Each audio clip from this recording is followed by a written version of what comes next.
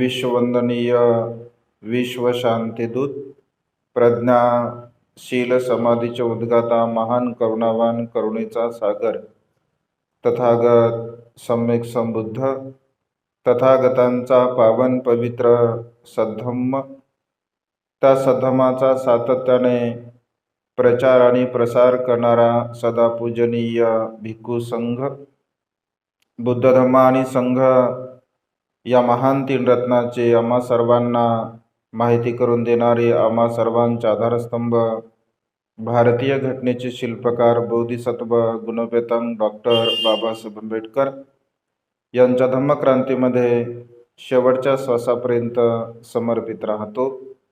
आज या मंगलमय प्रसंगी, या वर्षावासाच्या पवित्र अशा कालखंडामध्ये सुजाता बुद्धविहार यंतेरा येथील सर्व श्रद्धासंपन्न उपासक उपासिका, त्याचप्रमाणे सातत्याने प्युरिटी ऑफ माइंड या यूट्यूब चॅनलच्या द्वारा धम्मदेशना श्रवण करणारे सर्व श्रद्धासंपन्न उपासक उपासिका, आपणा सर्वांच्या प्रती अनंत अनंत मंगलकामना, मंगलमैत्री भावना व्यक्त करतो व आपणा सर्वांच्या हितासाठी, सुखासाठी आणि कल्याणासाठी तथागतांच्या श्रेष्ठ धम्मदेशनेला प्रारंभ करतो.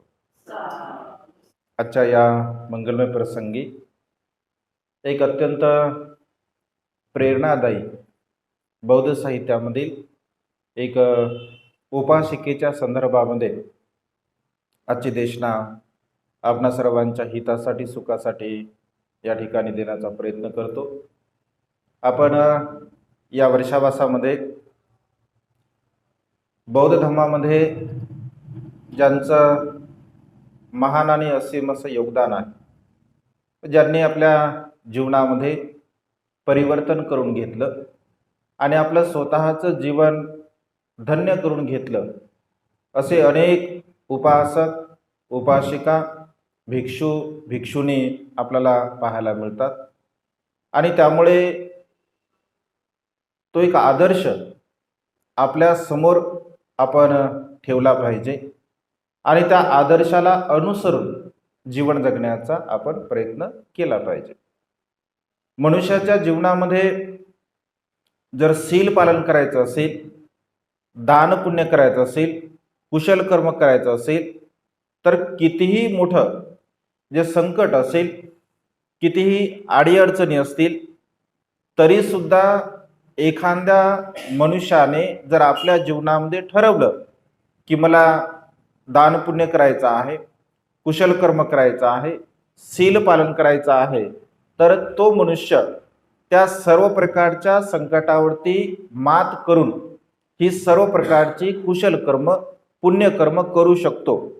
या एका छोट्याशा चरित्रामधून आपल्याला हा बोध आजच्या देशनेमध्ये घ्यायचा आहे. तर राजगृह या ठिकाणची घटना आहे. राजगृह येथे सुमन श्रेष्ठी, भगवंताच्या काळामध्ये सुमन श्रेष्ठीच्या संदर्भामध्ये आपण ऐकतो, जो की अत्यंत धनवान असतो, पुण्यवान असतो आणि सातत्याने भगवंताची तो सेवा करत असतो. आणि भगवंताची सेवा करत असताना पूर्वीच्या काळामध्ये 7 दिवस, ज्याला सप्त महोत्सव अशा प्रकारचं म्हटलं जायचं. जसं अलीकडच्या काळामध्ये सप्ताह जी पद्धती आहे, तर भगवंताच्या काळामध्ये सप्त महोत्सव म्हणजे करत असत. 7 दिवसापर्यंत भिक्खू संघाला भोजनदान, परित्राण, प्रवचने अशा प्रकारचं कंटिन्यू 7 दिवसापर्यंत तो उत्सव चालत असे. तर या सुमन श्रेष्ठीकडे सुद्धा सप्त महोत्सवाच्या कार्यक्रमाचं आयोजन करण्यात आलं होतं. तर त्याचा एक पूर्ण नावाचा दास असतो. जसं पूर्णाच्या संदर्भामध्ये अनेक देशनेमध्ये मी उल्लेख केला किंवा अनेक देशनेमध्ये पूर्णाचं जीवनचरित्र सांगितलेलं आहे, कारण अत्यंत प्रेरणादायी अशा प्रकारचं पूर्णाचं जीवनचरित्र आहे. तर तो एक वेगळा विषय आहे. परंतु पूर्णाची जी मुलगी असते, पूर्णाच्या मुलीचं नाव असतं उत्तरा नंद माता. म्हणजे उत्तरा तिचं नाव असतं. तर या उत्तराच्या संदर्भामध्ये आज आपण देशना सर्वण करणार आहोत. तर उत्तरा अत्यंत सिलवान असते, अत्यंत गुणवान असते, रूपवान असते. हा पूर्ण नावाचा म्हणजे सुमन श्रेष्ठीचा दास असतो आणि सारीपुत्तांना दानपुण्य केल्यामुळे त्यांनी दानपुण्य करता सारीपुत्तांना पूर्ण आणि पूर्णची पत्नी सुद्धा, तर त्यांना खूप मोठा धनाचा लाभ होत असतो किंवा अन्य प्रकारे राजे लोक त्याला बक्षीस वगैरे देत असतात. तर त्यामुळे हा पूर्ण सुद्धा म्हणजे श्रेष्ठी म्हणून राजगृहामध्ये वास्तव्य करत असतो. काही काळापूर्वी तो पूर्ण नौकर असतो, परंतु त्याने कुशल कर्म, त्याचे पुण्यकर्म, त्याने केलेलं दान कर्म, त्याचा जो त्याग, त्या त्याग प्रभावामुळे तो सुद्धा श्रेष्ठी या पदाला प्राप्त होत असतो. तर पूर्णाची जी मुलगी असते उत्तरा, ती अत्यंत सुंदर असते, अत्यंत रूपवान असते आणि सुंदरता असते, रूपवान असते, परंतु सद्गुणी सुद्धा तेवढीच असते. अत्यंत शीलवान, सदाचार आणि तीन रत्नाच्या प्रती तिच्या मनामध्ये दृढ अशी श्रद्धा असते आणि भगवंताची सातत्याने ती सेवा करत असे. रोज भगवंताला एका कारशापनाची फुलं, नित्य नियमाने एक कारशापनाची फुलं ती घेत असते आणि भगवंताची एका कारशापनाच्या द्वारा, फुलाद्वारा ती रोज पूजा करत असते. कारण भगवंताची पूजा पुष्पाने पूर्वीच्या काळामध्ये म्हणजे करत होते, आजही करतात, वर्तमान काळामध्ये सुद्धा करणार आहेत. कारण फूल हे निरागस असतं, स्वच्छ असतं, निर्मळ असतं, पवित्र असतं, गंधाने वर्णाने युक्त असतं आणि त्यामुळे तिथे कुठल्याही प्रकारचा लोभ नसतो. तर एक निर्मळतेचं प्रतीक म्हणून, स्वच्छतेचं प्रतीक म्हणून, शुद्धतेचं प्रतीक म्हणून फुलाने भगवंताची पूजा भगवंताच्या काळामध्ये केली जात असे. आजही आपण भगवंताची पूजा करतो. तर उत्तरा 1 रुपयाची फुलं म्हणजे 1 नाण्याची पूर्वीच्या काळामध्ये रोज आणि रोज फुलं आणत असे आणि भगवंताची पूजा करत असे. ती नेहमी उपोषत शिलाचं पालन करत असे. म्हणजे जे 4 उपोषत आहे, पौर्णिमा असेल, अमावस्या असेल आणि अष्टमी असेल, म्हणजे केवळ बुद्ध गुणांचं स्मरण करणे, धम्मगुणांचं स्मरण करणे, संघ गुणांचं स्मरण करणे आणि कुशल कर्म करणे, पुण्यकर्म करणे, दान कर्म करणे, भिक्खू संघाची सेवा करणे, नित्य नियमाने अशा प्रकारे उत्तरा हे कार्य करत असे. आणि या कामासाठी ती संपूर्ण त्या परिसरामध्ये अत्यंत प्रसिद्ध होती. म्हणजे तिचे जे सद्गुण आहे, तिच्यामध्ये चांगले असणारे गुण आहेत, त्या चांगल्या गुणामुळे ती सर्वींकडे म्हणजे प्रसिद्ध होती. आणि साहजिकच आहे, एखादी मुलगी सुंदर असेल, त्यागी असेल, शीलवान असेल, गुणवान असेल, तर पूर्वीच्या काळामध्ये आपण बघतो, आजही समजून घ्या, कोणाला जर समजलं की एखादी मुलगी खूप चांगली आहे, तर तशी मुलगी आपल्या घरी यावी, सून म्हणून तशी मुलगी आपल्या घरी यावी असं आजही वाटतं. आणि पूर्वीच्या काळामध्ये सुद्धा वाटत असेल. एखादी मुलगी जर वाईट असेल तर कोणी म्हणतं का की बा ही मुलगी आमच्या घरामध्ये यावी, असं म्हणणारच नाही आहे. तर उत्तरा ही अत्यंत सुंदर तर असते, रूपवान असते आणि गुणवान सुद्धा असते.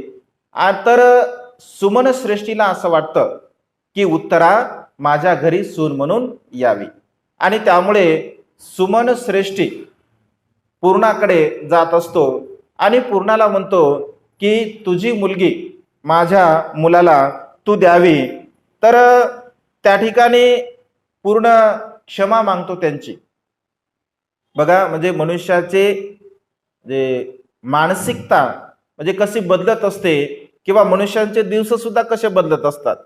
एक प्रसंग म्हणजे एक वेळ अशी असते की सुमन श्रेष्ठीकडे पूर्ण हा दास म्हणून काम करत असतो, दास म्हणून त्याची पत्नी सुद्धा काम करत असते आणि तो सुद्धा काम करत असतो.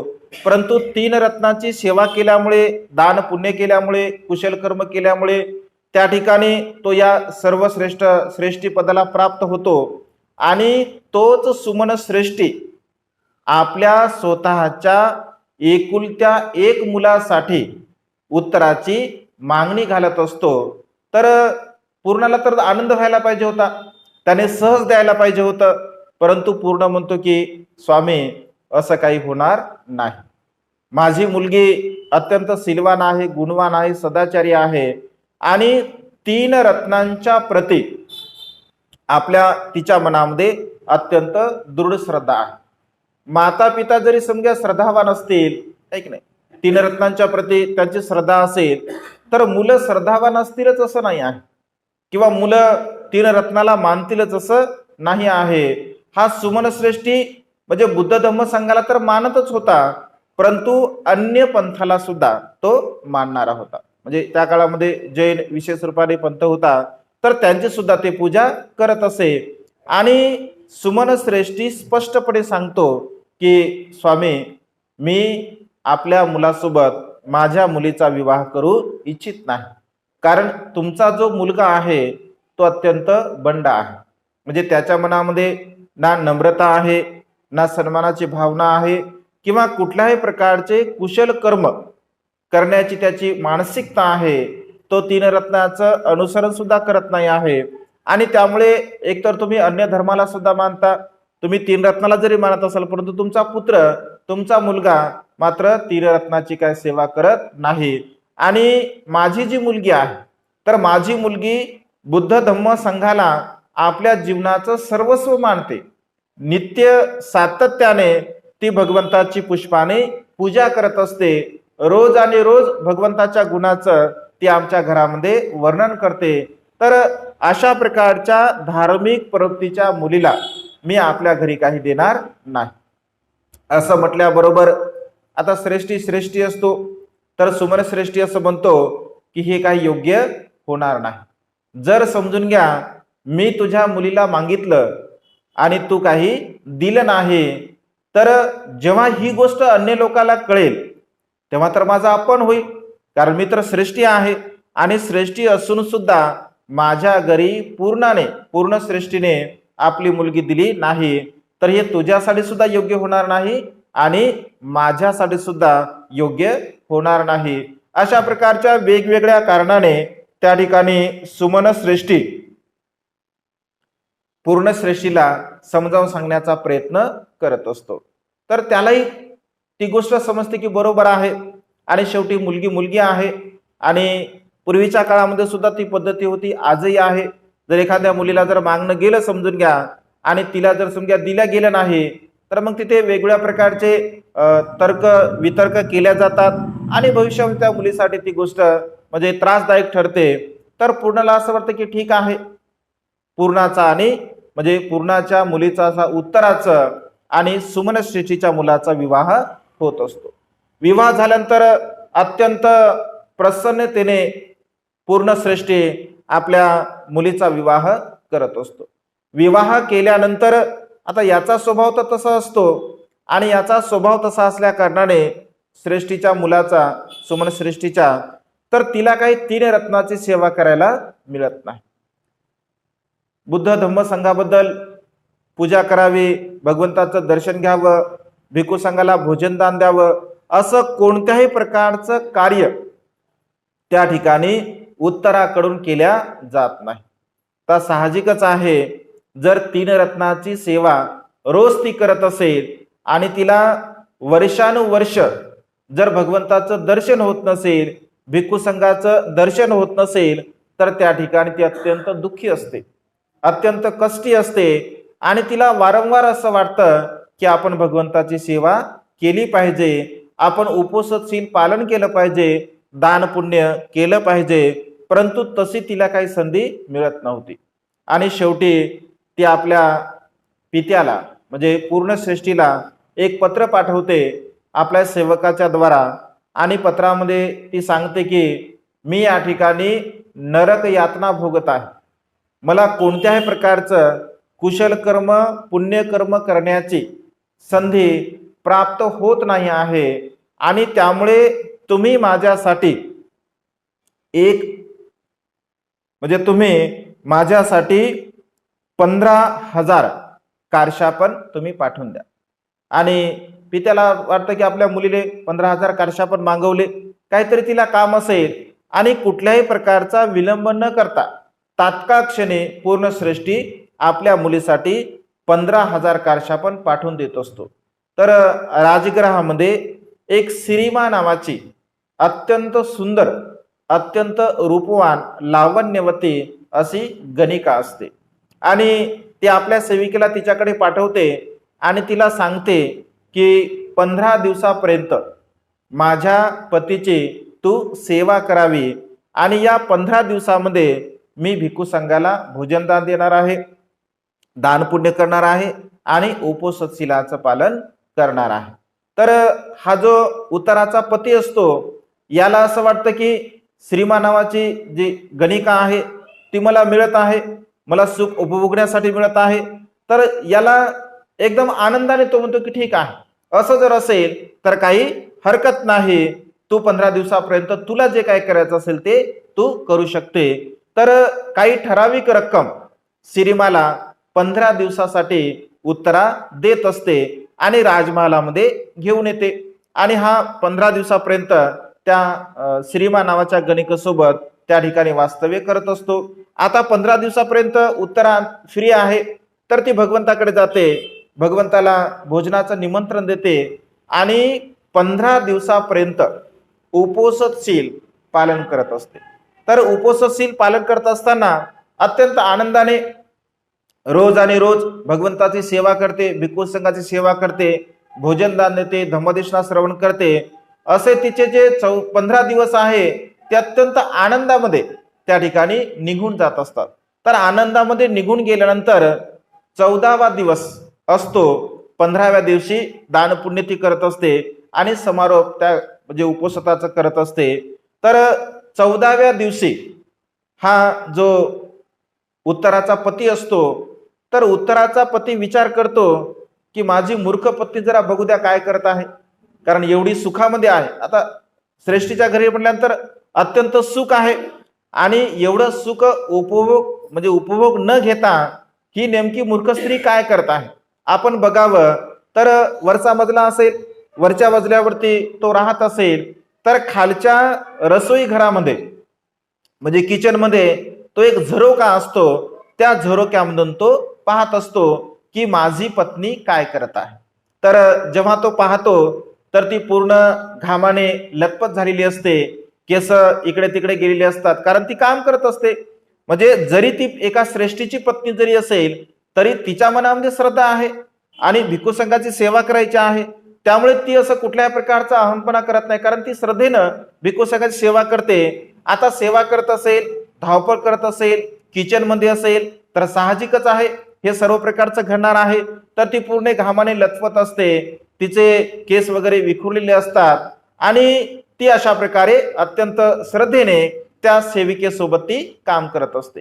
हे दृश्य पाहताना उत्तराचा पती म्हणतो की ती मूर्ख स्त्री आहे, एक साधारण दास्या आहे, रसोई घरामध्ये स्वयंपाकाचं काम करत आहे आणि या दास्यांना ऑर्डर देण्याचं सोडून त्यांच्यासोबत ही मूर्ख स्त्री काम करत आहे. अशा प्रकारे त्या झरोक्यातून पाहतो, एका क्षणामध्ये उत्तरा सुद्धा सहज वर पाहते. तर सहज वर पाहिल्यानंतर तिला सुद्धा तिचा पती दिसत असतो आणि तर ती विचार करते की हा माणूस किती मूर्ख आहे. म्हणजे ती काय विचार करते की हा माणूस किती मूर्ख आहे, हा माणूस किती कामांधा आहे, म्हणजे हा माणूस किती काम तृष्णेमध्ये गुरफटलेला आहे, काम वासनेमध्ये गुरफटलेला आहे. एवढे सम्यक संबुद्ध भिक्खू संघ रोज आणि रोज आपल्या घरी येत आहे, परंतु हा मनुष्य म्हणजे केवळ काम वासनेच्या पोटी भगवंताचं दर्शन घेत नाही, भिक्खू संघाची धम्मदेशना श्रवण करत नाही आणि ती अशा प्रकारचा विचार करते की हा माणूस किती मूर्ख आहे, याला का नाही समजावं की हे जीवन अनित्य आहे, नश्वर आहे, क्षणभंगूर आहे. अशा प्रकारे ती मनामध्ये विचार करते आणि एक स्मित हास्य करत असते. हा सुद्धा स्मित हास्य करतो हिची दशा पाहून आणि त्याची दशा पाहून हे सुद्धा स्मित हास्य करते. तर हे दृश्य श्रीमा नावाची दासी पाहते आणि श्रीमा नावाच्या दासी म्हणजे गणिकेनं हे दृश्य बघते. ती श्रीमा नावाची गणिका, कारण ती राजमहालामध्येच राहत असते, तर तिला अत्यंत वाईट वाटते. तिला वाटते की अरे म्हणजे 14 दिवसापासून या व्यक्तीची मी खूप चांगल्या प्रकारे सेवा करत आहे आणि जेव्हा तो निघून जातो, निघून गेल्यानंतर त्या श्रीमाकडे तो बघतो तर श्रीमा पूर्ण घामाने लथपथ झालेली असते, केस विखुरलेले असतात, दास्यांसोबत काम करत असते. तर या श्रीमाला तिच्या प्रती ईर्ष्या उत्पन्न होते. ती म्हणते की मी 14 दिवसापर्यंत एवढी चांगली सेवा करत आहे, याची पत्नी म्हणजे एवढी घामाने लथपथ झाली आहे, तिचं सौंदर्य पूर्णपणे नष्ट झालं आहे, आणि अशाही अवस्थेमध्ये हा व्यक्ती तिच्याकडे पाहून सीमित हास्य करत आहे, हसत आहे. म्हणजे या दोघांचं किती प्रेम दृढ आहे. आता वास्तविक पाहता हे दोघे एकमेकाकडे वेगळ्या म्हणजे कारणाने हसले, वेगळ्या कारणाने बघितलं, पण हिला असं वाटतं की यांचं प्रेम किती दृढ आहे. म्हणजे मी 14 दिवसापर्यंत याची सर्व काही सेवा करत आहे, तरी सुद्धा याच्या पत्नीची याला आठवण येत आहे. अशा प्रकारे तिच्या मनामध्ये भाव उत्पन्न होतो. आणि ईर्ष्या असते. मनुष्याच्या चित्तामध्ये जर ईर्ष्या उत्पन्न होत असेल तर त्या ईर्ष्येच्या पोटी काही करतो. आणि तिला असं वाटतं की 10 दिवसापर्यंत ती स्वतःला गणिका नाही समजत. म्हणजे मनुष्याचा तो स्वभाव आहे. तिला असं वाटतं की मीच म्हणजे याची पत्नी आहे आणि पत्नीप्रमाणे ते जीवन जगत असते. परंतु सत्य आहे, ती तर गणिका असते. तिला पैसे देऊन 15 दिवसासाठी उत्तराने ठेवलेलं असतं आणि तिचा राग मात्र अनावर होतो. आणि तशाच अवस्थेमध्ये धावत धावत ती त्या किचनमध्ये रसोई घरामध्ये जात असते. स्वयंपाक चालू असतो आणि स्वयंपाक चालू असताना रागाच्या भारामध्ये एक कढई असे तेलाने पूर्ण म्हणजे गरम त्या ठिकाणी पदार्थ तळवलेले असतात आणि गरम गरम त्या कढईतलं तेल एका पात्रामध्ये घेते आणि उत्तराच्या दिशेने ती धावत जात असते. उत्तराच्या दिशेने गेल्यानंतर उत्तरा तर कामामध्ये व्यस्त असते आणि तिला असं वाटतं की काहीतरी सांगण्यासाठी काहीतरी विचारण्यासाठी येत आहे आणि ती सहज तिच्या समोर उभी राहते. तर हिच्या हातामध्ये असणारं संपूर्ण गरमच्या गरम तेल ती घेऊन येताना ती पाहते आणि ती विचार करते की मी जर समजून घ्या, आता ही तर माझ्या अंगावर हे टाकणार आहे, मी हिच्या प्रती जर समजून घ्या द्वेष उत्पन्न केला, राग उत्पन्न केला तर नक्कीच माझं काही म्हणजे कल्याण होणार नाही. तर हिला जे काही करायचं ते करू द्यावं, परंतु हिच्या प्रती आपण आपल्या मनामध्ये मंगल मैत्रीची भावना करावी. आणि त्या श्रीमा नावाच्या गणिकेच्या प्रती उत्तरा ही मैत्री भावनेमध्ये अत्यंत अग्र असते असं म्हटलं आहे. ती सदा सर्व काळ मैत्री भावना करत असते आणि सदा सर्व काळ मैत्री भावना करत असल्यामुळे त्याच्यामध्ये ती अग्र असते. भगवंत असे म्हणतात की भिक्षुनो, माझ्या उपासिकेमध्ये उत्तरा ही मैत्री भावने करण्यामध्ये अग्र आहे. तसं अनेक आहेत वेगवेगळ्या गुणामध्ये, परंतु उत्तरा सुद्धा मंगल मैत्रीची भावना करण्यामध्ये अग्र असते. आणि ती विचार करते की आपल्या चित्तामध्ये आपण रागाला द्वेषाला किंचित सुद्धा स्थान द्यायचं नाही. आपण केवळ आणि केवळ हिच्या प्रती मैत्रीची भावना करावी. कारण ती कृतज्ञ भाव व्यक्त करते की हिच्यामुळे मला एवढ्या दिवसापर्यंत भिक्खू संघाची सेवा करायला मिळाली, एवढ्या दिवसापर्यंत मला दान पुण्य करायला मिळालं. हिचे किती अनंत उपकार आहेत माझ्यावरती, हिचे अनंत उपकार आहेत. कारण ही जर समजा आली नसती तर मला सेवा करायला मिळाली नसती. म्हणजे बघा, एकीकडे कोणीतरी मारण्यासाठी येत आहे आणि दुसरा व्यक्ती म्हणजे उत्तरा तिच्या प्रती कृतज्ञ भाव व्यक्त करत आहे.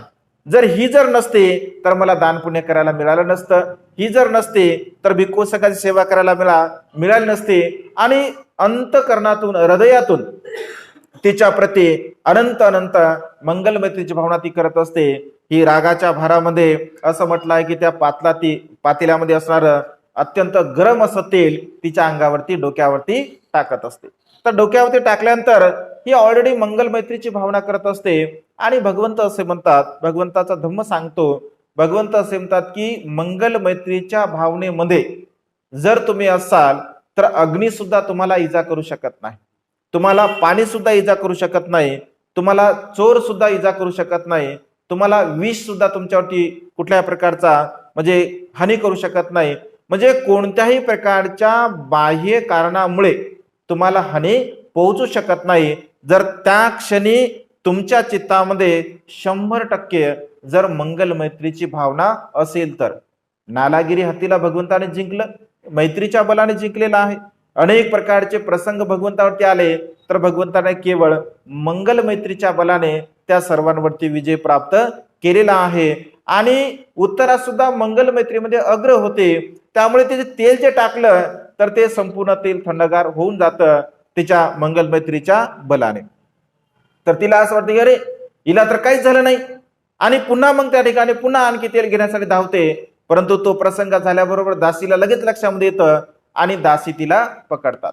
दासी पकडतात तर दासी दासी असतात आणि दासी म्हणतात की मूर्ख स्त्री, तू एवढं सुखपूर्वक एवढ्या दिवसापर्यंत इथे जीवन जगत आहे आणि आमच्या मालकिनीच्या प्रति तू अशी घृणा उत्पन्न करत आहे, द्वेष उत्पन्न करत आहे. तर त्या सर्वच्या सर्व दासी तिला मारतात. मग मारल्यानंतर उत्तरामध्ये की थांबा, तिला तुम्ही काही मारू नका. तर तिच्या मनामध्ये एका क्षणामध्ये भाव बदलतो. तिला असं वाटतं की मी एवढं अकुशल कर्म केलं, वाईट कर्म केलं, चांगलं नाही केलं मी, कारण 9 दिवसापर्यंत म्हणजे 14 दिवसापर्यंत मी इथे चांगल्या प्रकारचे राहिले, अगदी राणीप्रमाणे मी इथे राहिले, मला कोणत्याही प्रकारचं इथं दुःख नाही आहे. आणि दुसरी गोष्ट, मला पैसे सुद्धा मिळत आहे, मी जे हे काही काम करत आहे, मी जे काही सेवा करत आहे त्याचा मला मोबदला सुद्धा मिळत आहे. म्हणजे एका क्षणापुरे तिचं ते भान पूर्णपणे ती भानावरती येते की आपण इथली काही मालकी नाही आहे, आपण गणिका आहे असं तिच्या लक्षामध्ये येतं. आणि ती म्हणते की मला तुम्ही क्षमा करा. तर क्षमा करा म्हटल्यानंतर उत्तरा म्हणते की मी कोण तुला क्षमा करणारी, मी तुला क्षमा करू शकत नाही. जर सम्यक संबुद्धाने जर तुला सेवा केली तर मी मात्र तुला सेवा म्हणजे तुला माफ करेल. तू क्षमा भगवंताची माग, भगवंताने जर तुला क्षमा केली, तुला माफ केलं तर मी सुद्धा तुला क्षमा करेल. आणि ते म्हणते की ठीक आहे, मी भगवंताची सुद्धा क्षमा मागेल. आणि भगवंत येत असतात. अत्यंत श्रद्धेने उत्तरा भगवंताला भोजन वाढते, दानानुमोदन करतात, भगवंत उपदेश करतात.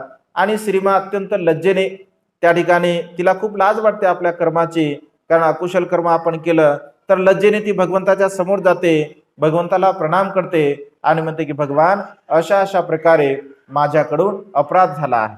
तर भगवंत तिला म्हणतात की ठीक आहे, तुझ्या मनामध्ये क्षमाशीलतेचा भाव आहे, तर क्षमाशीलतेचा भाव असल्या कारणाने मी तुला क्षमा करतो. आणि उत्तराचं म्हणजे जी काही श्रीमा आहे तर तिच्या मनामध्ये सुद्धा भगवंताच्या प्रति श्रद्धाभाव उत्पन्न होत असतो. कारण साहजिक आहे, भगवंत भगवंत असतात, भगवंतामध्ये ते बल असते. आणि ते म्हणते की भगवान आजपासून मी सुद्धा 3 रत्नाची सेवा करण्याची माझी इच्छा आहे.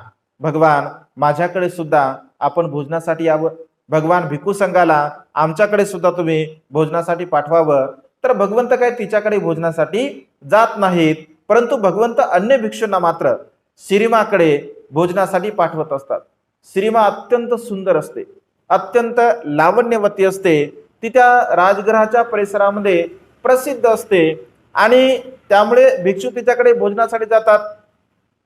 भोजनासाठी गेल्यानंतर अत्यंत स्वादिष्ट अशा प्रकारचं ती भोजन वाढत असते, अत्यंत श्रद्धेने भिक्खू संघाला. आणि मग ती रोज आणि रोज असं भगवंताकडून ती वचन घेते की भगवान रोज माझ्याकडे भिक्षूंना तुम्ही भोजनासाठी पाठवावं, किमान एका भिक्षूला तरी पाठवावं. तर कोणी ना कोणी तिच्याकडे जात असते. तर एक भिक्षू जो असतो, एक भिक्षू असं म्हटलं आहे. मग बाकीचे भिक्षू वर्णन करतात, कारण सर्वच काही दुःखमुक्त नसतात, काही पृथकजन सुद्धा असतात. तर श्रीमाचं जे सौंदर्य आहे त्या सौंदर्याबद्दल अन्य भिक्षू वर्णन करतात की श्रीमा किती सुंदर आहे, श्रीमा किती रूपवान आहे. आणि अशा प्रकारच्या सुंदर स्त्रीला, रूपवान स्त्रीला भगवंताने आपल्या बलाने पूर्णपणे बदलवला आहे. ती अकुशल कर्म करणारी स्त्री आता दान पुण्य करत आहे, शील पालन करत आहे, भगवंताचा किती महान असा प्रताप आहे, अशा प्रकारे भिक्षू चर्चा करत असतात. तर एक नवखा भिक्षू असतो, तर ही भिक्खूंची चर्चा चाललेली एक नवीन जो झालेला भिक्षू असतो तो ऐकतो आणि तो म्हणतो कुठे तुम्ही भोजनाला गेले, तर ते सांगतात की श्रीमाच्या घरी गेलो. मग या श्रीमाच्या सौंदर्याचं वर्णन ऐकून त्या भिक्षूंना असं वाटतं की आपण सुद्धा त्या श्रीमाकडे भोजनासाठी गेलं पाहिजे. तर तो म्हणतो की उद्याच्या भोजनामध्ये, म्हणजे ठरलेलं असायचं 5 भिक्षू जर गेले, समजा 5 भिक्षू 10 भिक्षू, तर तो भिक्षू सांगतो की उद्याच्या भोजनामध्ये माझं सुद्धा आसन तुम्ही ठेवावं, म्हणजे मी उद्या भोजनासाठी येणार आहे. तर ते भिक्षू म्हणतात की ठीक आहे, काय हरकत नाही, तुम्ही सुद्धा भोजनासाठी येऊ शकता. आणि तिथे गेल्यानंतर म्हणजे अगदी त्याच दिवशी श्रीमा बिमार पडत असते. आणि श्रीमा बिमार पडल्यानंतर तिला काहीतरी आजार होतो आणि त्यामुळे ती आपल्या सेविकेला सांगते की तुम्ही भिक्खू संघाला भोजन द्यावं.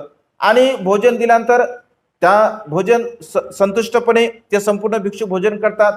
परंतु त्या भिक्षूला श्रीमाला बघायचं असते. मग ते भिक्षू म्हणतात की श्रीमा कुठे आहे, तर त्या दासा सांगतात की आमच्या मालकींची तब्येत बरी नाही आहे. तर ते म्हणतात की नाही, तिला सुद्धा तुम्ही बोलवा. तर ते तिला असं वाटतं की ठीक आहे, भंतेंना जर समजा मला बघायचं आहे तर श्रीमा त्या ठिकाणी आपल्या दासीच्या समवेत येत असते.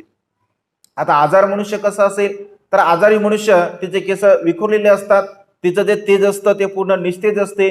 परंतु तेवढ्याही अवस्थेमध्ये तो भिक्षू विचार करतो की जर ही बिमार आहे तर एवढी सुंदर आहे, एवढी रूपवान आहे, खरंच ही जर आरोग्य संपन्न असेल तर किती सुंदर असेल. आणि त्या भिक्षूंच्या चित्तामध्ये तिच्या प्रती म्हणजे कामराग उत्पन्न होत असतो.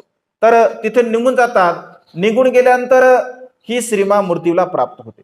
तिला आजार होतो, ती मृत्यूला प्राप्त होते. आणि असं म्हटलंय की हा जो भिक्षू आहे, हा भिक्षू दुसऱ्या दिवशी कुठलंच काम करत नाही आणि 7 दिवसापर्यंत हा कुठे भिक्षाटन करत नाही, भोजन करत नाही. म्हणजे श्रीमा तो असं करत असतो.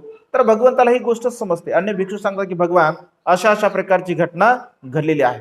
तेव्हा श्रीमा मृत्यूला प्राप्त होते. श्रीमा मृत्यूला प्राप्त झाल्यानंतर भगवंत राजाला सांगतात की श्रीमाचा अंत्यविधी तुम्ही करू नका. 7 दिवसापर्यंत श्रीमाचं जे प्रेत आहे ते स्मशानभूमीमध्ये तुम्ही नेऊन ठेवा. आणि स्मशानभूमीमध्ये नेऊन ठेवल्यानंतर 7 दिवस आता कसं राहणार आहे प्रेत, म्हणजे 7 दिवस जे प्रेत असतं तर ते पूर्णपणे सडून जात असते. आणि सडून गेल्यानंतर त्या शरीरामध्ये किडे होतात आणि ते किडे त्या शरीरातून बाहेर निघत असतात. आणि अशा प्रकारे अत्यंत दुर्गंधयुक्त असं ते शरीर असते. आणि हा जो भिक्षू असतो तर या भिक्षूला भगवंत निरोप पाठवतात एका भिक्षूद्वारा की जा श्रीमाला भेटायसाठी आपल्याला जायचं आहे. याला श्रीमा म्हटल्याबरोबर म्हणजे 7 दिवसापर्यंत याने भोजन केलं नसतं, काही नसतं, पण श्रीमाचं नाव ऐकल्याबरोबर एक प्रकारची ऊर्जा त्याच्या मनामध्ये निर्माण होते आणि लगेच तो पात्र घेतो. असं म्हटलं आहे की 7 दिवस त्या भिक्षूंच्या पात्रामध्ये असणारं जे अन्न असतं तर ते अन्न पूर्णपणे सडून जाते. त्या 7 दिवसापर्यंत तो पात्रही धुत नाही, ते अन्न पूर्ण सडून जाते आणि त्या अन्नामधून सुद्धा किडे बाहेर येत असतात. एका क्षणामध्ये तो पात्र स्वच्छ करतो, साफ करतो, चिवर अंगावर घेतो आणि श्रीमाला बघायचा आहे म्हणून तो जात असतो. भगवंत त्याला घेऊन येतात आणि घेऊन आल्यानंतर स्मशानभूमीमध्ये तर लोकांना माहित असतं की आज काहीतरी विशेष भगवंत दाखवणार आहे, कारण श्रीमाचं 7 दिवसापासून प्रेत पडलेला आहे. आणि सर्व लोक मग जमतात, कारण 7 दिवस प्रेत आहे. तर सर्वच्या सर्व लोक येतात, राजा येतो आणि ते भिक्षू सुद्धा येतात. भगवंत लोकांना म्हणतात की महाराज तुम्ही लोकांना आदेश द्या, हे श्रीमाचं जे शरीर आहे तर एक कारशा पण घेऊन कुणी या शरीराला घेऊन जावं. कोणीच येत नाही. 2 कारशा पण घेऊन जावं, 5 कारशा पण, 10 कारशा पण, 50 कारशा पण, 100 कारशा पण, 1000 कारशा पण, म्हणजे 1000पासून सुरुवात होते. अगोदर 1000 कारशा पण, कारण तिची जी म्हणजे किंमत असते सेवा देण्याची, तर 1000 कारशा पण देऊन लोक तिच्याकडे जात असतात. मग सुरुवातीला 1000 कारशा पण म्हटलं जातं, नंतर 500 कारशा पण, 250 कारशा पण, 200, 100, अगदी 1 कारशापर्यंत राजा लोकांना सांगतो. मग शेवटी फुकट घेऊन जा असं म्हणतो, तरी सुद्धा तिला फुकट कोणी घेऊन जात नाही. भगवंत तिथे उपदेश करतात त्या भिक्षेला उद्देशून की बघा भिक्खूंनो, अनित्यवाद मनुष्याच्या जीवनामध्ये हे जे दिसणारे जे शरीर आहे हे शरीर किती अनित्य आहे, किती नश्वर आहे, किती क्षणभंगुर आहे. कधी काळी या श्रीमाला घेण्यासाठी म्हणजे हे शरीर घेण्यासाठी, या शरीराला पाहिजे यासाठी लोक 1000 कारशा पण देऊन या शरीराला घेऊन जात असत. परंतु आज मात्र या शरीराची किंमत एका नाण्याची सुद्धा नाही आहे. हे शरीर जर फुकट कोणाला घेऊन जा म्हटलं तरी सुद्धा कोणी घेऊन जात नाही आहे. मनुष्याचं शरीर किती अनित्य आहे, नश्वर आहे, क्षणभंगुर आहे. आणि अशा प्रकारे भगवंत त्या भिक्षूंच्या चित्ताला पाहून, कारण त्याला बदलवायचं असतं भगवंताला, तर भगवंत त्याला उपदेश करतात आणि त्यालाही कळतं की अरे आपण जे काही मनामध्ये भाव उत्पन्न केला तो अत्यंत अकुशल आहे, अत्यंत वाईट आहे. आणि भगवंत त्यालाच उपदेश करतात, तर त्याचं मन सुद्धा निर्मळ होते, पवित्र होते. कारण भगवंत अनित्य पदार्थ उपदेश देतात. हे जे संपूर्ण शरीर आहे हे शरीर अत्यंत अनित्य आहे, नश्वर आहे, क्षणभंगुर आहे. म्हणजे 3.5 हाताची ही जी काय आहे भगवंत असे म्हणतात ही पूर्णतः नाशवंत काय आहे. आपल्याला जरी वरून ही अत्यंत सुंदर दिसत असेल, अत्यंत रूपवान दिसत असेल, परंतु हे संपूर्ण शरीर म्हणजे एका घाणीचं घर आहे, घाणीचं साम्राज्य आहे. 1 दिवस जर आंघोळ केलं नसेल, 2 दिवस आंघोळ केलं नसेल, 3 दिवस आंघोळ केली नसेल, तर स्वतःला या शरीराची एवढी दुर्गंधी येत असते, कारण हे मलमूत्रांचा आगार आहे. भगवंत असे म्हणतात की शरीर हे मलमूत्रांचं आगार आहे. जसं की या शरीराला जर उलट केलं आपण, या शरीराला जर उलट केलं तर या शरीराचा सांभाळ करण्यासाठी म्हणजे गिधाडापासून, प्राण्यापासून, पक्ष्यापासून आपल्याला काठी हातामध्ये घ्यावी लागेल असं भगवंत म्हणतात. 32 प्रकारची घाण या शरीरामध्ये आहे आणि संपूर्ण शरीर हे घाणीचं साम्राज्य आहे. परंतु भगवंत असे म्हणतात, शरीर जरी अनित्य असेल, शरीर जरी नष्ट होणार असेल, घाणीचं साम्राज्य असेल, तरी सुद्धा या शरीराने 2 प्रकारचे कर्म आपण करू शकतो. या शरीराने आपण चांगल्या प्रकारचे कर्म सुद्धा करू शकतो, कुशल कर्म करू शकतो, पुण्य कर्म करू शकतो, दान कर्म करू शकतो, शीलाचं पालन करू शकतो आणि या शरीराने आपण अकुशल कर्म सुद्धा म्हणजे करू शकतो. अशा प्रकारे भगवंत त्या ठिकाणी उपदेश करतात. त्या जो भिक्खू त्या श्रीमाच्या प्रती आसक्त होत असतो, तर त्याच्या मनामध्ये सुद्धा भगवंताने अनित्य भाव सांगितल्याबद्दल त्याचं चित्त सुद्धा निर्मळ होते, पवित्र होते आणि त्या ठिकाणी तो श्रोतापन्न अवस्थेला प्राप्त होत असतो. अन्य लोकांना सुद्धा ही भगवंताची देशना अत्यंत सार्थक ठरत असते. म्हणजे अशा पद्धतीने श्रीमाच्या द्वारा त्या भिक्खूंच्या चित्तामध्ये जो भाव उत्पन्न होतो ते सुद्धा पूर्णपणे दुःखमुक्त अवस्थेला प्राप्त होत असतो.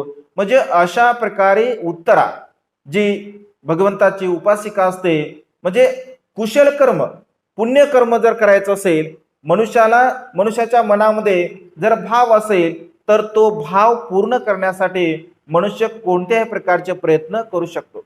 आणि श्रीमा उत्तराच्या प्रती कृतज्ञ भाव व्यक्त करते. तिच्या मनामध्ये तिच्या प्रती किती कृतज्ञ भाव असतो बघा ना. म्हणजे स्वतःच्या अंगावरती जरी तेल टाकलं असेल तर कुठल्याही प्रकारचा भाव उत्पन्न करत नाही. एवढंच नव्हे तर भगवंताकडे सुद्धा म्हणजे तिला ती घेऊन जाते आणि ती सुद्धा दान पुण्य करते, कुशल कर्म करते. म्हणजे आयुष्यभर एका स्त्रीने अकुशल कर्म केलं, वाईट कर्म केलं, परंतु उत्तराच्या सहवासामध्ये आल्यामुळे 15 दिवसाचा तिला सहवास लाभला. त्यापैकी 14 दिवस तर तिचे पूर्णपणे वासना पूर्ण करण्यामध्ये गेले आणि शेवटच्या एका दिवसाच्या काही क्षणापुरतं ती उत्तराच्या सहवासामध्ये आली. त्या सहवासामुळे उत्तराने तिचं मन परिपूर्णपणे बदलवलं, भगवंताचं दर्शन तिला लाभलं आणि शेवटच्या क्षणी का होईना दान पुण्य कर्म करण्याची तिला सुद्धा संधी उपलब्ध झाली. म्हणजे एखादी सिलवान स्त्री असेल, गुणवान स्त्री असेल, गुणवान पुरुष असेल, सिलवान असेल, तर स्वतः तर कुशल कर्म करतो, परंतु आपल्या सद्गुणाच्या द्वारा इतरांना सुद्धा, अकुशल व्यक्ती असेल, वाईट व्यक्ती असेल, पापी व्यक्ती असेल, दुराचारी व्यक्ती असेल, तरी सुद्धा अशाही प्रकारच्या व्यक्तीला आपल्या सद्गुणाच्या द्वारा आपण बदलवू शकतो. आणि हा कृतज्ञ भाव उत्तराने आपल्या मनामध्ये निर्माण केला. माझं जे दुःखी जीवन होतं, कष्टी जीवन होतं, या जीवनामध्ये कुशल कर्म, पुण्यकर्म करण्याची मला तू संधी प्राप्त करून दिली, असा कृतज्ञ भाव सुद्धा तिच्या मनामध्ये तिने व्यक्त केला. म्हणजे अशा पद्धतीने भगवंत असे म्हणतात की माझी ही जी उपासिका आहे, ध्यान करण्यामध्ये, ध्यान भावना करण्यामध्ये अग्र आहे. साहजिकच आहे, ध्यान भावना करण्यामध्ये ती अग्र असेल, कारण मैत्रीमध्ये जर अग्र असेल तर ध्यान भावना करत असेल, ध्यान मनन चिंतन करत असेल, स्वतःच्या शरीराच्या प्रती अनित्य भाव ती जाणत असेल आणि सातत्याने ध्यान मनन चिंतन करत असल्यामुळे तिच्या मनामध्ये जो मंगल मैत्रीचा भाव आहे तो अत्यंत वृद्धिंगत होत असतो आणि एवढा वृद्धिंगत होतो की स्वतःचं कल्याण सुद्धा ती त्या मैत्रीच्या भावनेने करू शकते. आणि त्यामुळे नेहमी भगवंत असे म्हणतात की 1 क्षण असे का, 2 क्षण असे ना, 5 मिनिटं, 10 मिनिटं, 20 मिनिटं आपण मंगल मैत्रीची भावना केली पाहिजे. आपण आनापान सतीची भावना केली पाहिजे, आपण विपश्यनेची भावना केली पाहिजे. म्हणजे किमान 5 मिनिटं का होईना, 10 मिनिटं का होईना आपण आनापान सतीची भावना केली पाहिजे, आपण मंगल मैत्रीची भावना केली पाहिजे, आपण विपश्यनेची भावना केली पाहिजे. कारण आपल्या चित्तातील विकाराला जर आपल्याला नष्ट करायचं असेल, रागाला नष्ट करायचं, द्वेषाला नष्ट करायचं, मोहाला नष्ट करायचं, तर या सद्गुणाच्या द्वारा अन्य कुठल्याही प्रकारचा मार्ग भगवंताने सांगितला नाही. त्यामुळे सातत्याने या उत्तरा उपासिकेचं जीवन चरित्र आपल्यासाठी अत्यंत प्रेरणादायी आहे. जर आपल्याला शील पालन करायचं असेल, आपल्याला दान पुण्य करायचं असेल आणि कुशल कर्म करायचं असेल, तर आपल्या मनामध्ये फक्त तो भाव असला पाहिजे, ती श्रद्धा असली पाहिजे, ती चेतना असली पाहिजे. त्या चेतनेच्या द्वारा आपण हे कुशल कर्म पुण्यकर्म करू शकतो. आणि आजच्या या मंगलमय प्रसंगी उत्तरा उपासिकेचं हे जीवनचरित्र धम्मदेशनाच्या द्वारा आपण श्रवण केलं. यामधील बोध, यामधील आदर्श आपण सुद्धा आपल्या जीवनामध्ये धारण करून सदा सर्व काळ तीन रत्नांच्या प्रती अत्यंत दृढ अशी श्रद्धा उत्पन्न करावी. दान कर्म करावं, शील पालन करावं, प्रज्ञेचा अभ्यास करावा आणि हे मानवी जीवन दुःख मुक्तीच्या मार्गाकडे घेऊन जाण्याचा प्रयत्न करावा. एवढीच मंगलमय आणि उदात्त कामना या ठिकाणी व्यक्त करून ही देशना संपन्न करतो. सर्वांचं मंगल हो, सर्वांचं कल्याण हो, सर्वांना दीर्घायुष्य लाभो.